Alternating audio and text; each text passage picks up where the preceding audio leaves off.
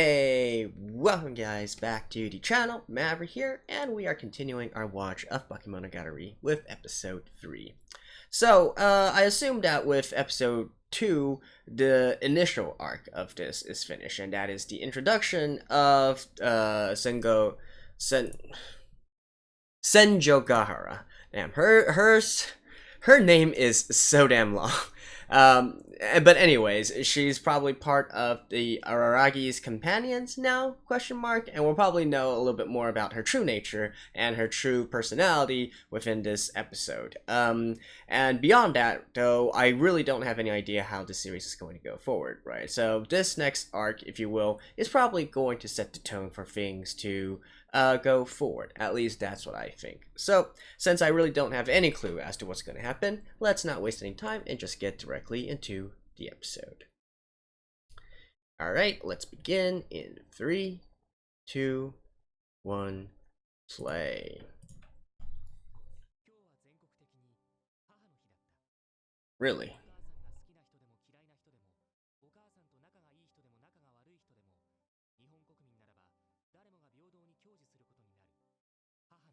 Why? If you don't get along with your mother, they're...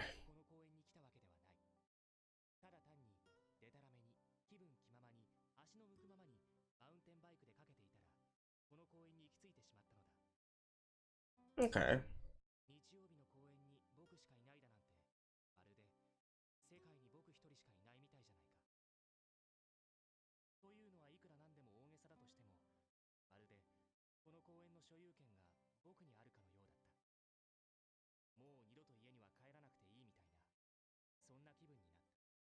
Okay.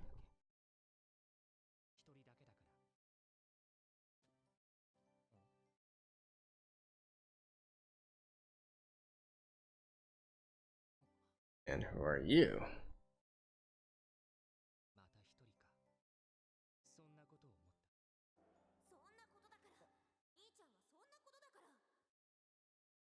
Yeah, don't you have a family?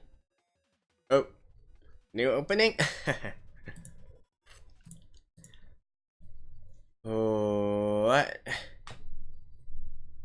As usual, I'll be muting it. And also, since you guys seem to want me to keep the opening for... Wait a minute. What? What in the world?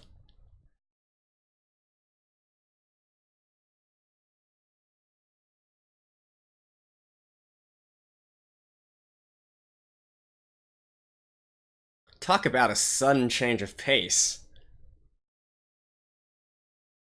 Kylie Michi.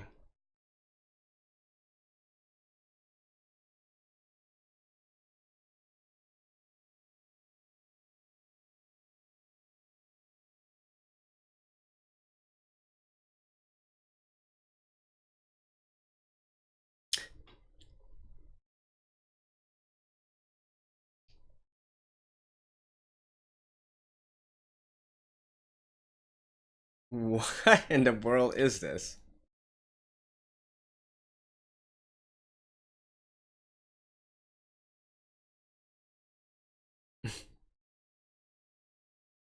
Okay. I have no words.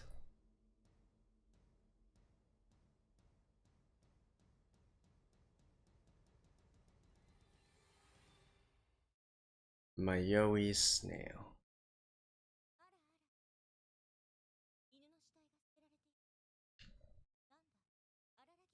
Yeah.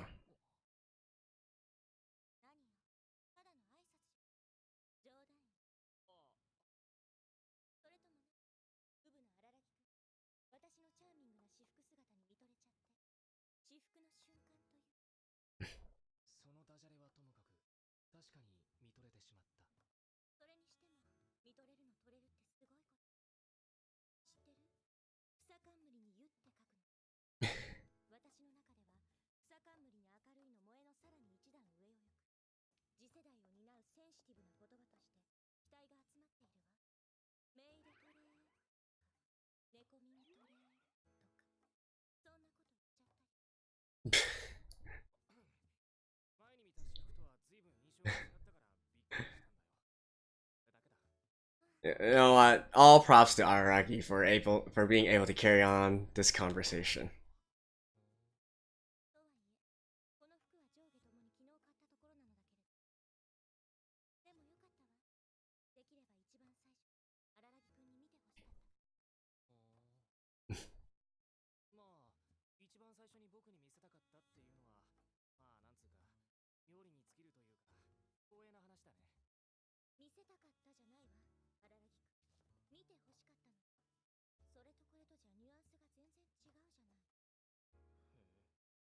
Okay.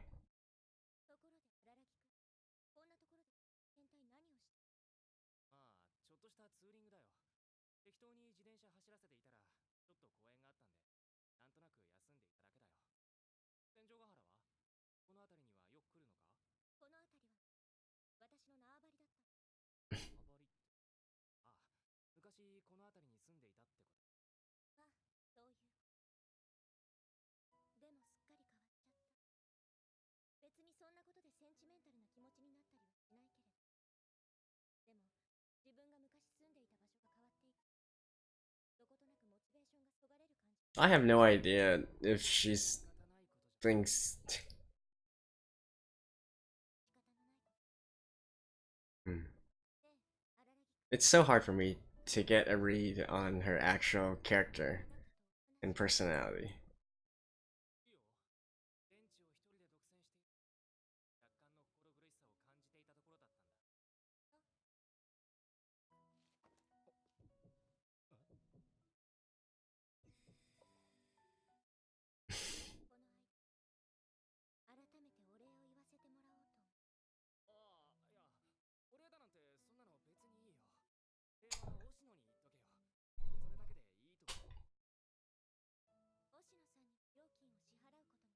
Hmm. Something is fishy here.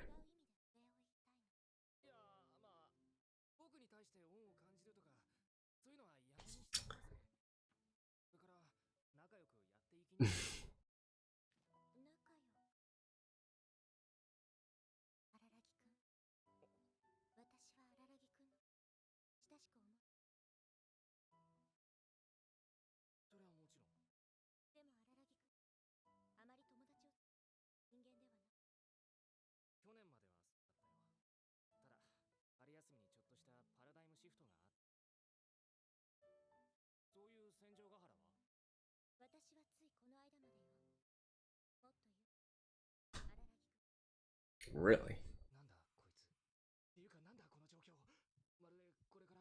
No, probably not.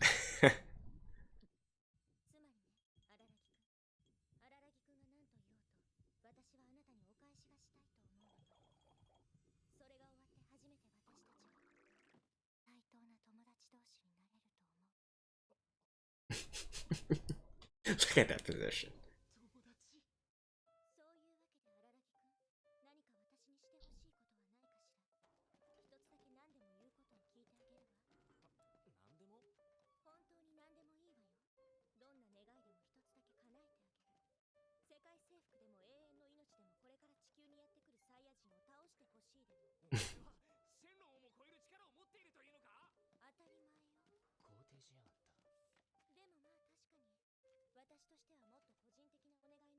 These two are really just playing at the playground.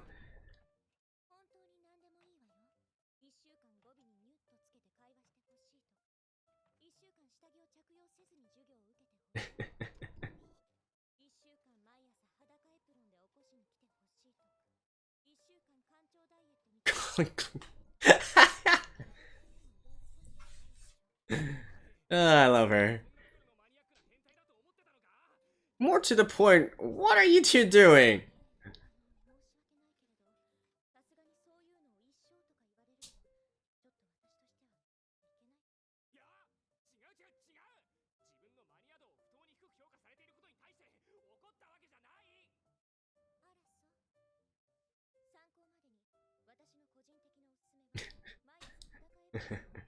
Yeah, that sounds good to me. Oh?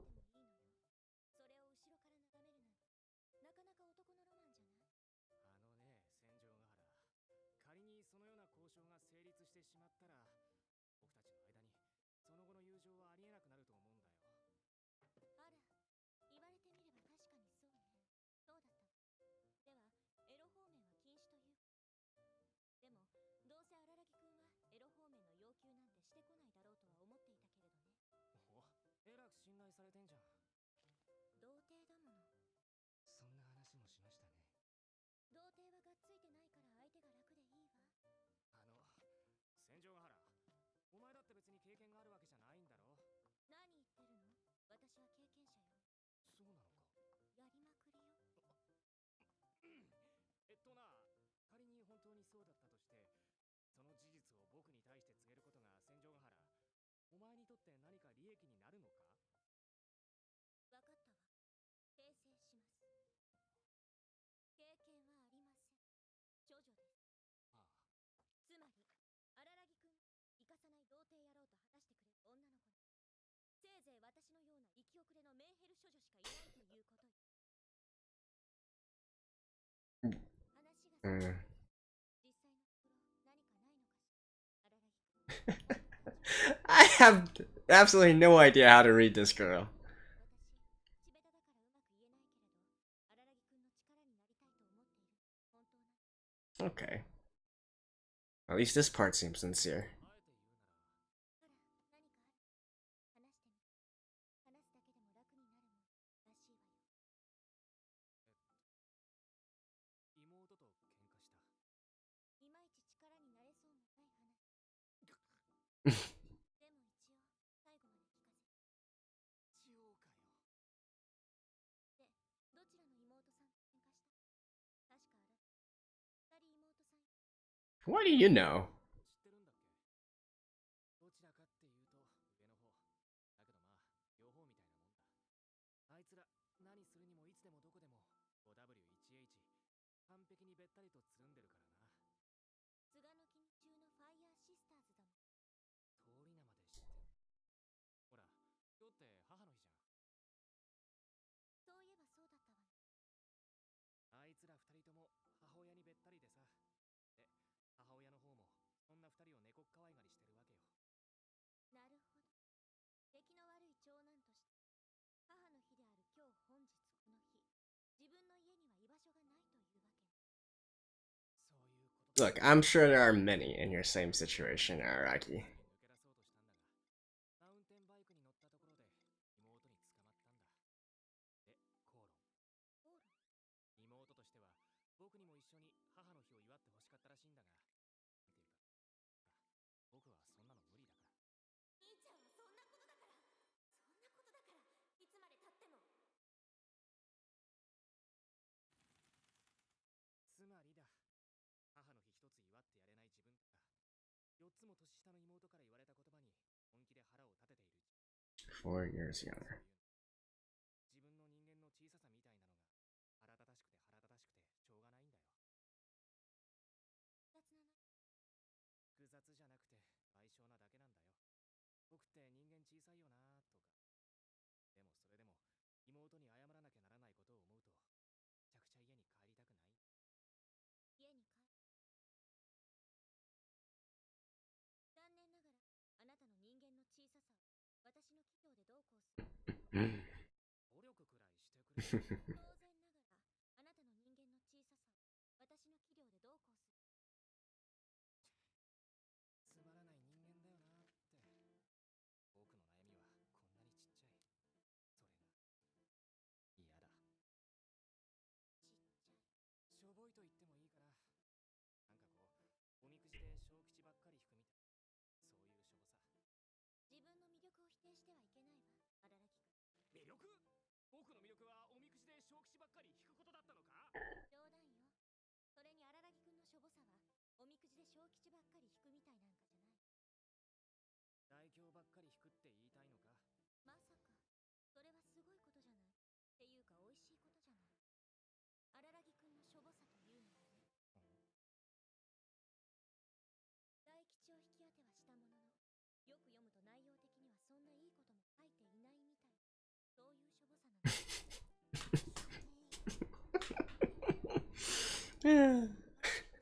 What is this? What am I watching? 目に入れても可愛くない対妹なの。僕の妹は別に痛くはねえよ。それとも愛情の裏返しってやつなのかしら。案外荒木くん結婚だったりして。What? 妹好きってのは実際に妹のいないやつの幻想だろ。荒木くんはシスコンではない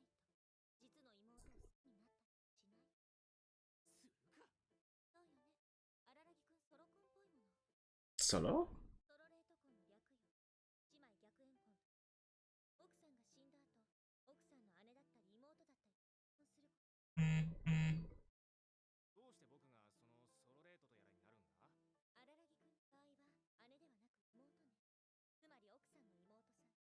まずはお兄ちゃんと呼ばせておいて、その後その子の夫婦になってもお兄ちゃんと呼ばせ続け。これぞ本来の意味での現実的。僕絶対最初から殺してるじゃん。で、ソロコンの荒木くん。キスコンと呼んでください。お願いします。実の妹をしないと。義理の妹を好きになったりもしない。では、義理の恋人好きになる。だから。あ、義理で恋人ができるのか？本当に小さいわ。この程度の軽口で応答。軽くないじゃん、お前の言葉。Yeah, it's not mad at all. で僕、されてるの？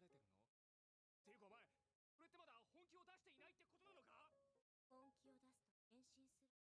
うわ、絵みたい。そういうリアクションは大きいのに、人間はち。荒木 What am I watching right now? 捨てたりはしな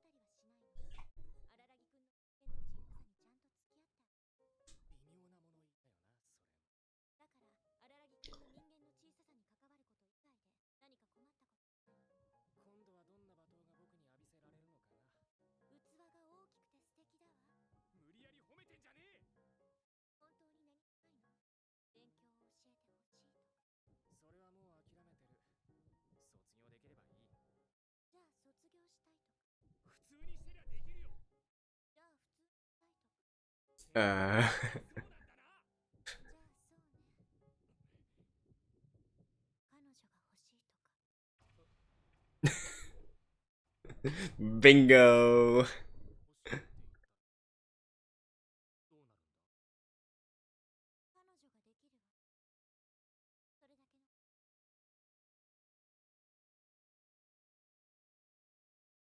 そういうのは別にないな。あ、今度ジュースでもおごってくれ。それでチャラってことに。そう。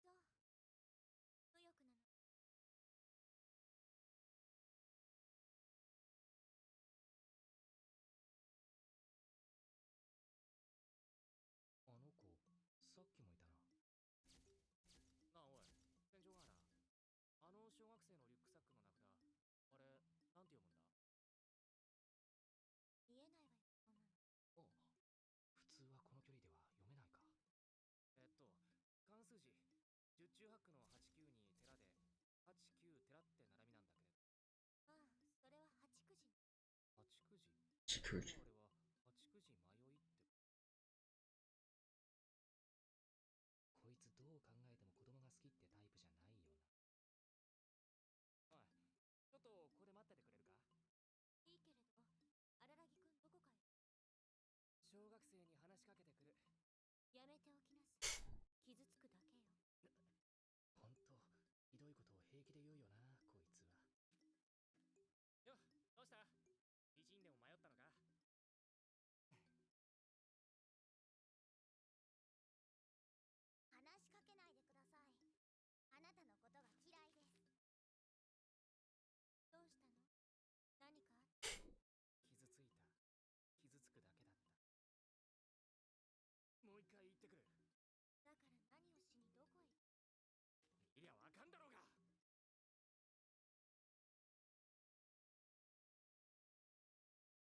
おいお前、迷子なんだろ？どこに行きたいんだ？そのメモちょっと貸してみろよ。What is going on? どうしたの？何かあった？小され学生女子。今度こそ行ってくる。荒木くん何をしてい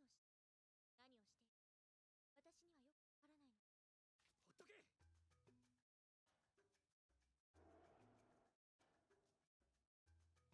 私にはよくわからないの。ほっとけ。ようやく振り向いてくれたか。後ろから叩かれたら誰でも振り向きます。いや、お前なんか力になれるかなと思ってさ。いきなり小学生の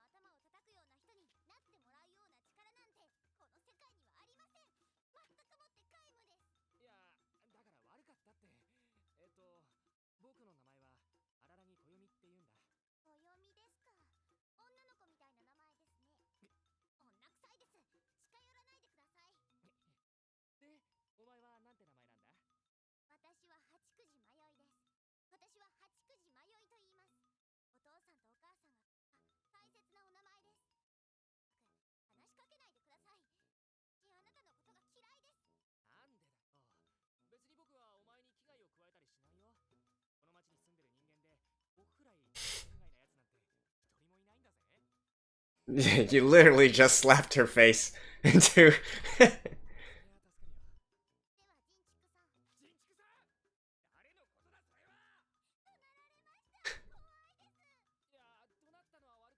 そりゃ助かるよ。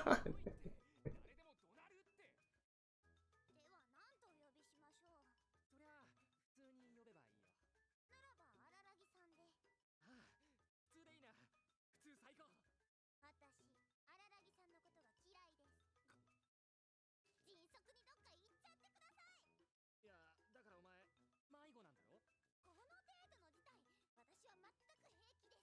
What is going on?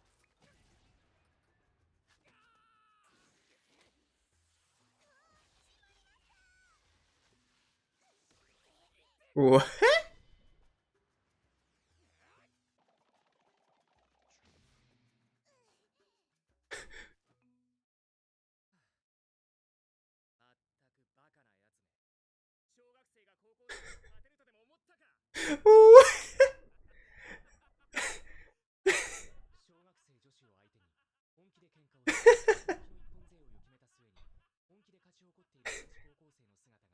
？What in the world is going?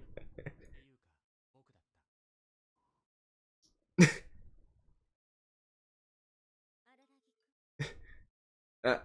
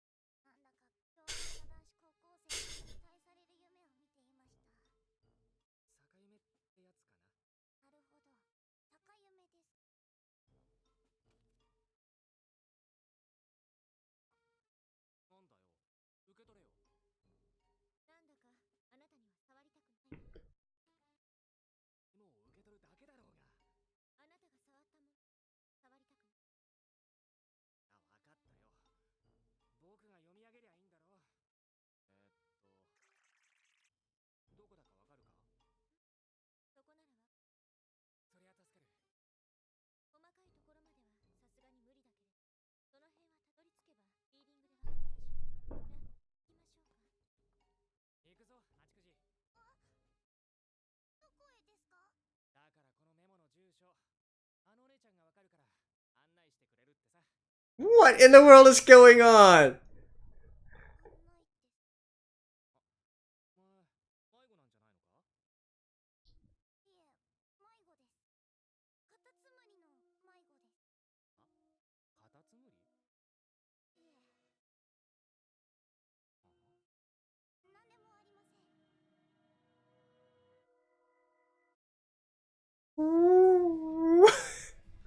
？What in the world? What? I have no words. But anyways, let's get forward to the preview. All right, let's watch the preview in 3, 2, 1, play.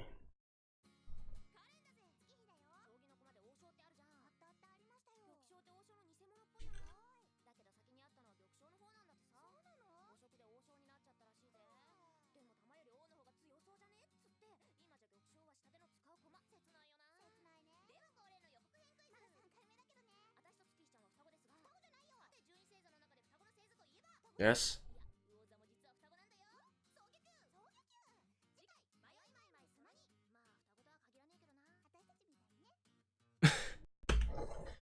Alrighty, so that was episode 3 of Bakemonogatari, and to be honest, I still have no idea what I'm watching. Like, that ending part, what even was that, right? But I'll do my best, I always have a discussion/review session at the very end here, so let's see what we can talk about, right? So, really, I think we should just talk about the three characters that appeared within this episode, the three main characters for this episode. First of all, let's talk about Senjugahara. Her conversation with Aragi was quite fun to watch, right? She is this sort of, sarcastic girl. I do like sarcastic characters and whatnot. The thing here, however, is that it's really hard for me to get a read on her character. Like, is she a tsundere? Is she a yandere? Is she just crazy? What shaped her to be this way? And is it only directed towards Araki, etc., etc.? So it's really hard for me to know when she's actually being serious and when she's actually being serious and being a foul mouth about it, and when she is just being sarcastically kidding, right? I can't really gauge her yet, and that's mainly because I don't know her true personality yet, or maybe this is the true personality, but I still don't know exactly where she stands on things. She's not made it overtly obvious yet, even with the girlfriend question and whatnot, I feel. So yeah, but it was definitely interesting to see them banter at each other. Well, I call it banter, but it's more like Araki being bullied, if we're being honest here. And speaking of Araki, right? So in this episode, we do see a little bit more about his enhanced abilities, specifically his enhanced vision, I guess you could say. Now, I do know that he himself has some sort of condition as well, some sort of supernatural condition. I do wonder, however, if this condition is also what's causing him to have this sort of rift with his family, right? Because what I assume from this is that probably all the people here who will eventually get some sort of supernatural condition probably has some sort of real-world problem that they need to solve. And it was because of this real world problem that manifested into this kind of situation, right? So if we take Senjugahara's case, her trying to take off the burden of feelings, of emotions, and whatnot was what caused her weight to be taken along as well as a supernatural condition. The same could be said for Aragi as well, why he has enhanced vision. I believe he's a vampire of some sort. At least I believe that's what is said within the synopsis. So yeah, there's probably some reason behind that as well. I do wonder if that has to do with his family. Now, as for Yayoi here, I guess the most obvious thing first is to take a look at her name, right? So Yayoi, sorry, not Yayoi. What am I talking about? Mayui. So Mayui can mean being lost, being confused, sort of like that. And of course, if we're using the actual kanji here, it means sometime in the evening, right? Now, I do feel like the most common usage of Mayuri, being lost or being confused, does fit into the situation rather well. She is lost. I'm wondering if they're going with the second explanation, which is being confused, and maybe that is sort of her mental problem. I don't want to call it a mental problem, but her condition, if you will, that needs to be solved. That needs to be solved by presumably Araki here. So that's one obvious thing in regards to her name, and the second part is in regards to episode, right? Mayoi Snail, right? Snail here. So Snail, beyond the obvious sort of reference because of Mayui's character design with this huge backpack, right? Sort of like a snail carrying its home. Another part is, a snail doesn't really have a home. It has its home just with itself, right? So maybe being lost and being confused is sort of related to this, to her having her own home. I don't know. Well, actually, I think I might be overthinking it, right? Because these are still normal people at the end of the day. So, okay, never mind. I'm probably overthinking this part. But I did find it kind of funny that being a snail means you got a home on your back and she's got this big backpack, and yet at the same time she's sort of lost. Is she actually heading home? Don't know. But there's not really that much else I can go on, right? And honestly, I thought that Senjugahara was going to sort of make fun of Araragi for helping Mayuri by accusing him of being a lolicon or something. But that didn't actually happen. I mean, she could still be thinking that in her heart, right? At the end there, she was kind of disgusted by Araragi. But then again, who wouldn't be, right? He actually, I don't know, that ending there was just like, who does that? Picking a fight and then making it, oh my god. And the fight itself was ridiculous as well, right? Doing all those sorts of moves in midair and whatnot. But yeah, it was definitely amusing, if nothing else. And that's one thing that I feel this series is doing very well so far, right? And it's managing to be interesting, even though there is a lot of dialogue and not really much is happening, right? So just in this episode alone, like literally half of the episode is Araragi talking with Senjugahara, and yet I'm not bored because it's constantly changing the different angles that are being used to present the dialogue between these two, right? Sometimes it shows your full head, sometimes it only shows the lower part of your head, sometimes it only shows your eyes, sometimes it's with a long shot, sometimes it's with an overhead shot, so on and so forth, right? And that keeps things fresh, keeps it interesting. I think I mentioned this in episode 1 as well, but definitely it's it keeps the interest, right? And also, I did like how during the conversation between Araragi and Senjugahara, they basically went around the entire park, right? So it was a chance to also animate all the various attractions and whatnot of the park as well. And the same thing when Araragi was talking with Mayoi, even though it was clearly at the same place. There's a map there with some pillars and whatnot. It manages to basically change the background of it every single time they were talking, and you were presumably looking at the same angle, right? Sometimes the sort of pillars look like they went on for way longer and to infinity, and sometimes it was literally just that what should be physically possible in that park, right?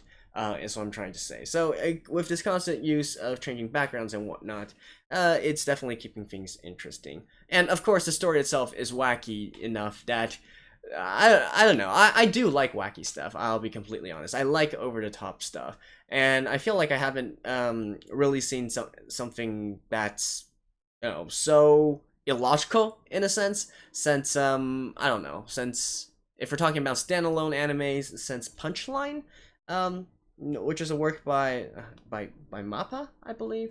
You guys can check that out. So it's not really highly rated, but the premise of it is ridiculous, and it also uses a lot of this sort of close-up shots of faces and whatnot, and just generally keeps things interesting, right? So yeah, that's probably my the best thing I could say about this episode. Even though there was so much dialogue there, it still manages to grab my attention. And don't get me wrong, I'm a person that does like to read, right? So long dialogues don't really bother me that much, but it is nice when it has a really cool background to go along with it as well. So you're constantly going through it and saying, "Oh, look at all this pretty stuff," right? So yeah. That is my review of episode 3 of Bakemonogatari. Sorry I can't really do any predictions or whatnot because I still have absolutely no clue what is going on. Hopefully that will change a little bit further into the future. Otherwise, I'm gonna have to be blabbering about, random stuff in this section in the future. So, anyways, this is Maverick signing off. Bye-bye.